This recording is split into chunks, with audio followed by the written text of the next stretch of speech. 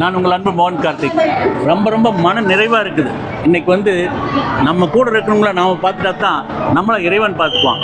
அதுக்கு தம்பி சதீஷ் என்கிட்ட நான் எப்போ சொன்னேன், நம்ம கூட இருக்கிறவங்கள ஒர்க்கர்ஸ்க்கு ப்ளஸ் டிரைவர்ஸ்க்கு எல்லாம் ஒரு ட்ரீட்மெண்ட் பண்ணணும் தம்பின்னு சொல்லிட்டு இருந்தேன். அவர் என்னை இதோட 3 தாட்டி ஞாபகப்படுத்தி அந்த ஃபாலோ அப் இருக்குதுங்களா, அதுக்கு அவரை பாராட்டி ஆகணும்.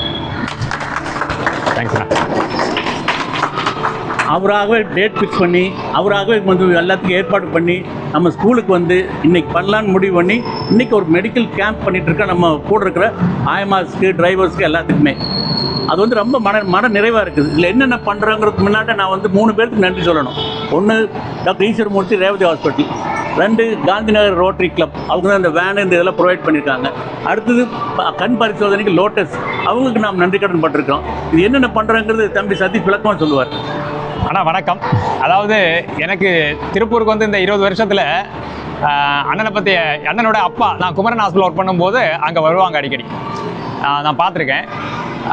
ஆனால் இப்போ ரீசெண்டாக எனக்கு ஒரு 2-3 இயர்ஸாக நானும் சோஷியல் மீடியாவில் கொஞ்சம் வீடியோஸ் போடுறேன்.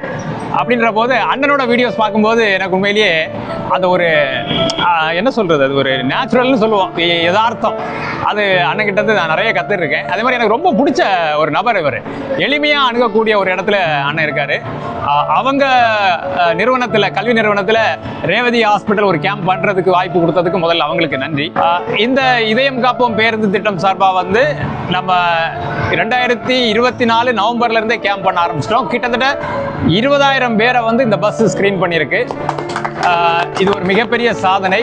இன்னைக்கு இங்கே நடக்கக்கூடிய இந்த கேம்பை பொறுத்த வரைக்கும் இதில் பிபி, சுகர், டாக்டர் கன்சல்டேஷன் எல்லாருக்கும் கிடச்சிரும். ஐஸ் செக்கப்பும் எல்லாரும் வாங்கிடுவாங்க. அதில் யாருக்கு சஸ்பெக்டாக இருக்குது அப்படின்றவங்களுக்கு இசிஜி, எக்கோ. இந்த வாய்ப்பை எங்களுக்கு கொடுத்த கிட்ஸ் கிளப் ஸ்கூலுக்கும் அண்ணனுக்கும், அதே மாதிரி இந்த முகாமில் கலந்துக்கிற எல்லாருக்கும் சொல்கிறேன், உங்களுக்கு என்ன பிரச்சனை, ஹார்ட் மட்டும் இல்லை, என்ன பிரச்சனை இருந்தாலும் டாக்டர்கிட்ட கன்சல்ட் பண்ணுங்கள். உங்களுக்கு என்ன உதவி வேணும், ரேவதி மெடிக்கல் சென்டர் ஹெல்த்துக்கு கண்டிப்பாக கூடவே இருக்குங்கிறத இந்த நேரத்தில் சொல்லிக்கிறேன். நன்றி.